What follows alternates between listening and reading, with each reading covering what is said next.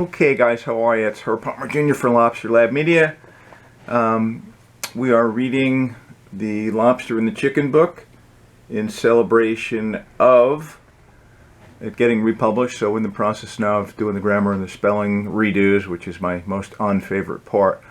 But I'm going to read you 3 chapters, actually chapters 5, 6, and 7. So chapter 5 is To See From Above, chapter 6 is Liquid Courage, and chapter 7 is All That Glitters.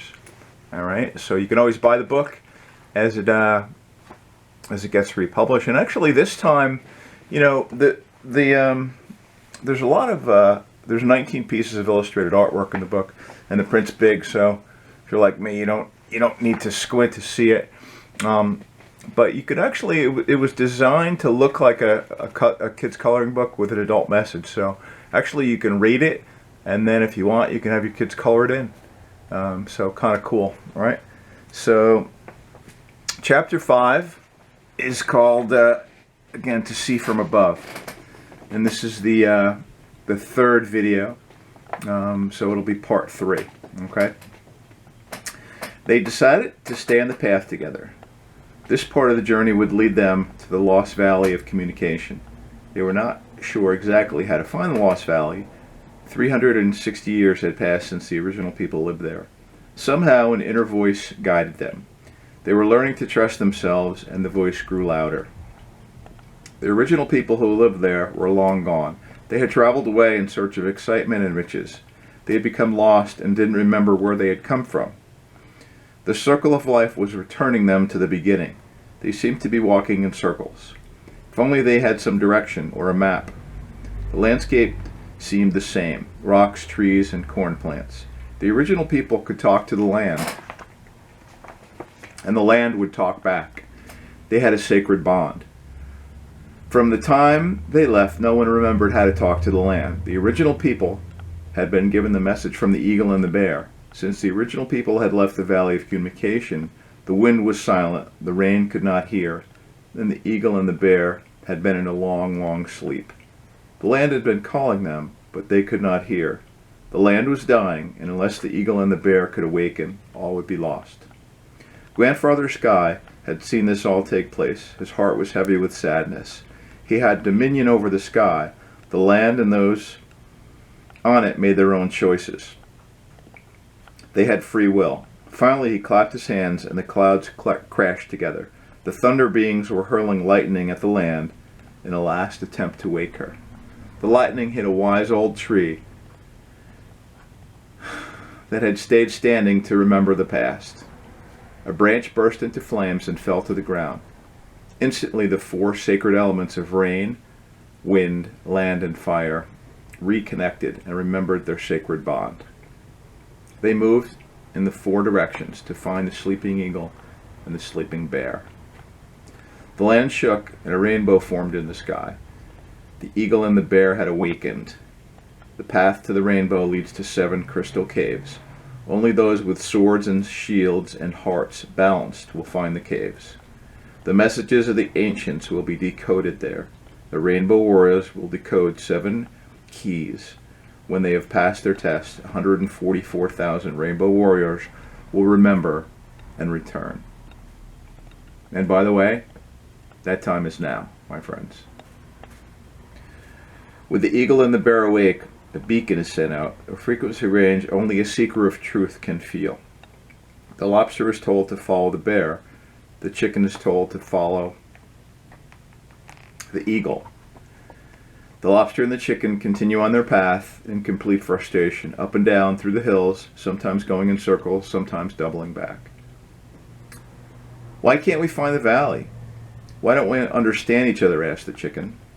If only you could fly like the eagle, we could see the valley from above. If you had the strength of the bear and were not tired, we could go on and find the valley, the lobster argued. They argued and argued and argued. Finally exhausted, they stopped and looked up. Standing high on the mountain was the bear and his brother the eagle. I don't know if you can see the artwork. The artwork is amazing, and if you want to color it in, you can. But that's it's the eagle and the bear. The lobster and the chicken decided to follow the eagle and the bear. They had to leave the road and the 10 taxis with their baggage for now. They climbed the rocks to the top. As they reached the summit together, the eagle and the bear were no longer visible. On the other side of the vista was a lost valley of communication. No one had been there since the beginning. The unspoiled beauty was breathtaking. Plants, trees, and flowers, purple indigo, crimson red. Why would anyone leave this paradise? The only thing remaining from the eagle and the bear were 2 pairs of moccasins.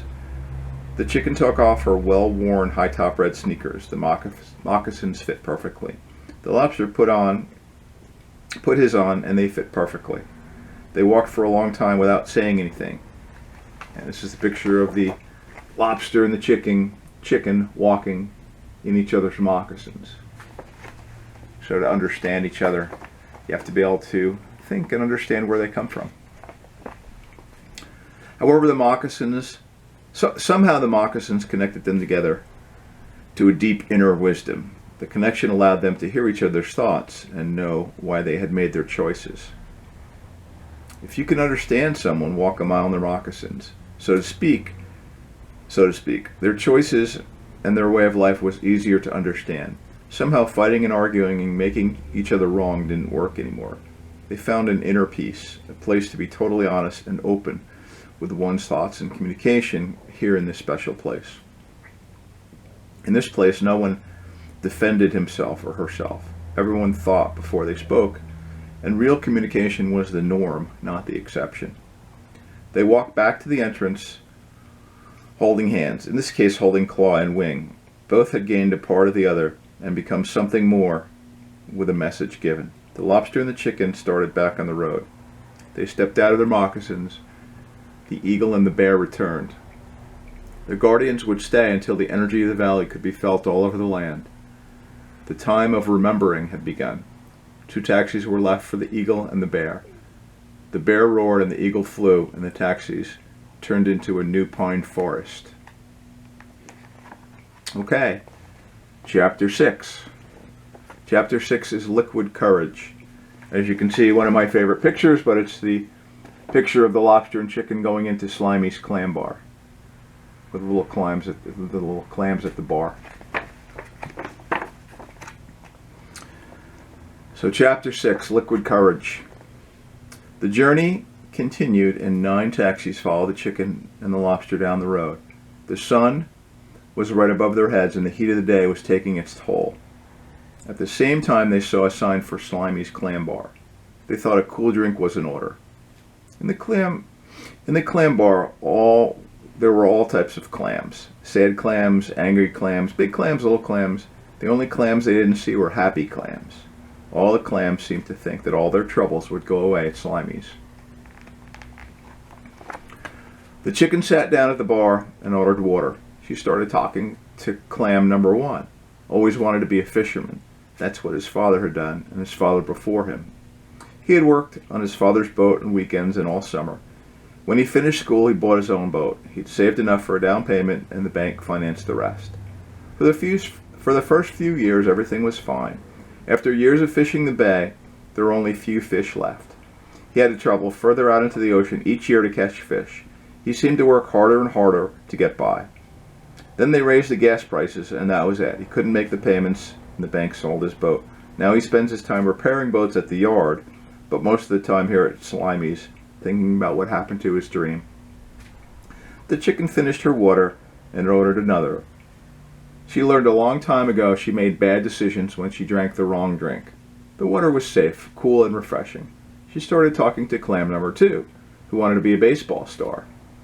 He was an outstanding player in Little League and school. He could throw the ball from center field all the way home.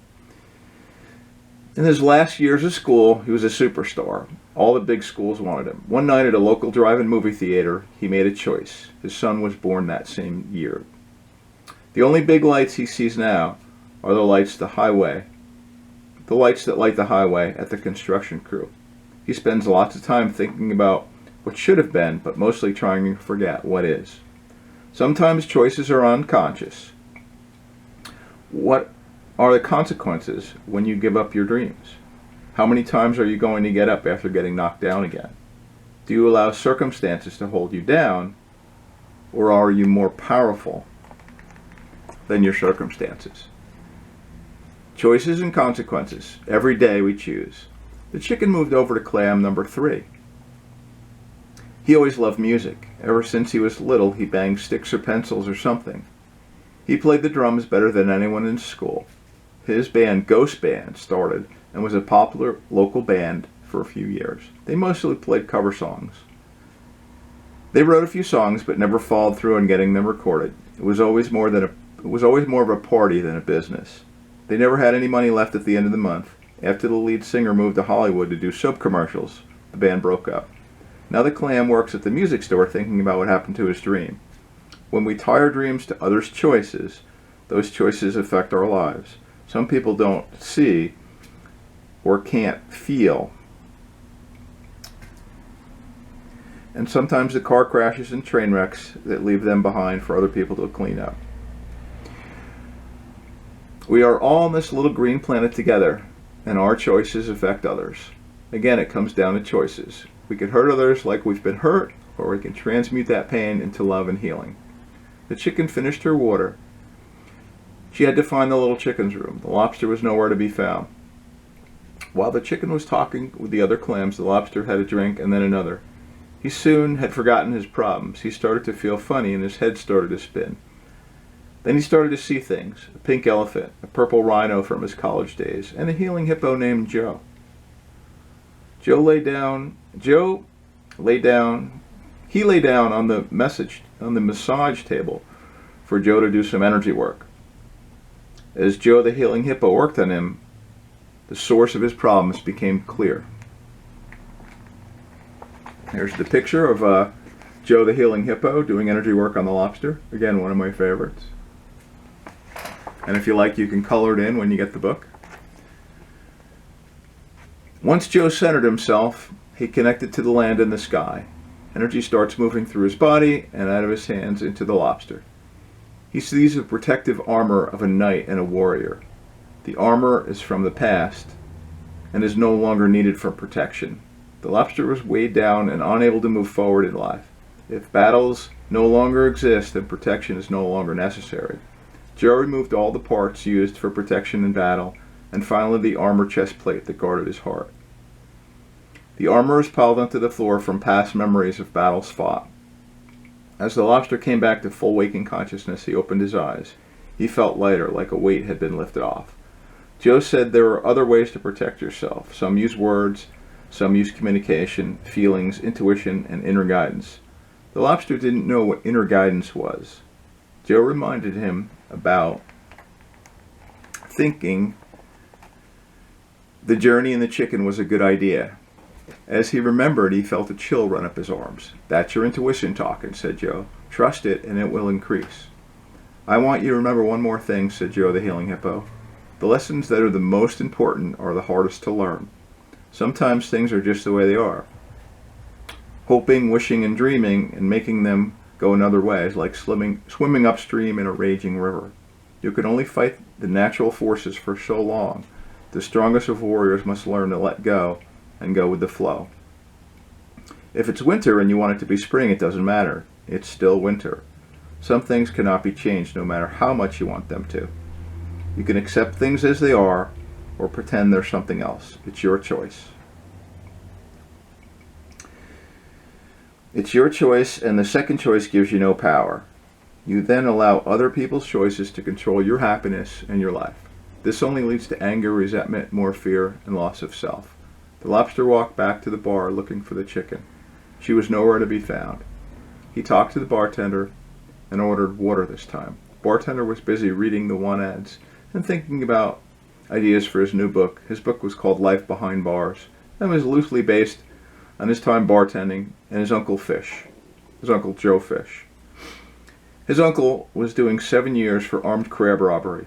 He said his uncle was smart and studying to be a lawyer, maybe even president someday.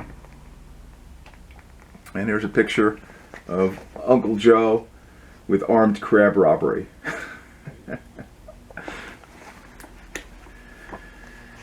The lobster walked outside, and there sitting on the taxi was the chicken enjoying the day. They both learned some lessons at Slimy's, and they left one of the taxis behind the bar as a gift for Joe the Healing Hippo. To their surprise, Joe had a whole fleet of taxis. Lots of seekers had been there before, so Joe had more taxis than he could drive himself. Joe Hippo's taxi service was well known in these parts. As the Lobster and the Chicken were about to leave with their 8 taxis, Joe stopped them. Joe the Healing Hippo waves goodbye, and the Lobster and the Chicken start down the path again. As they talked about the adventures at Slimy's Clam Bar, the sun was setting over the horizon. And this is chapter 7, All That Glitters. They could see the lights at Sparkle City in the distance. The Glamour Queen lived there, in Sparkle City, and all roads point to Sparkle City. As they arrived in Sparkle City, the Glamour Queen drove by in her fancy sports car. She had a convertible with the top down and was the most beautiful white poodle the Lobster had ever seen. Her beautiful fur and puffy white tail blew in the wind. Soon, he starts running and the Chicken cannot keep up. She sits down at the park and cries. The Chicken has all these thoughts in her head. I'm not good enough. Why doesn't he love me? She's prettier than me, thought the Chicken. Puffy, the Glamour Queen, mesmerizes the Lobster. He runs as fast as his little lobster legs can carry him. He goes to the best stores in Sparkle City. Everything he could carry gets boxed up. Diamonds, gold, chains, rubies, bracelets, rings. The boxes were piled high over his head as he searched the city for Puffy.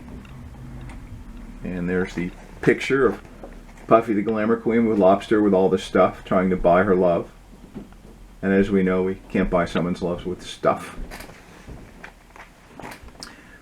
He stayed in Sparkle City for 40 days. Every time he gave her gifts, she wanted more. More. Nothing was enough. She was never satisfied. He even took out a loan with an adjustable rate interest on his castle. The more it sparkled, the more it glittered, the more she wanted it.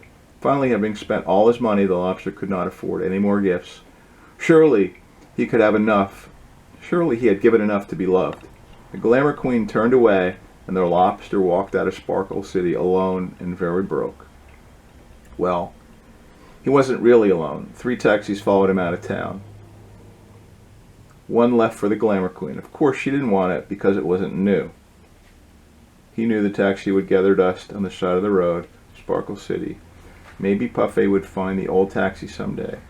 Several self-help books and a ticket for a special evening was left with other stuff, with her baggage.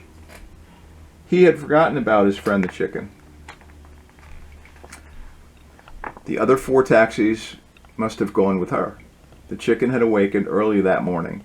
Mist was evaporating from the dewy meadow, and she thought back to that dreadful night in Glamour City. The time in the road alone had been good for her. After all, she started this journey alone. Who needed that dumb Lobster anyway? The Chicken said to herself, if I love myself, it doesn't matter what anyone else thinks of me.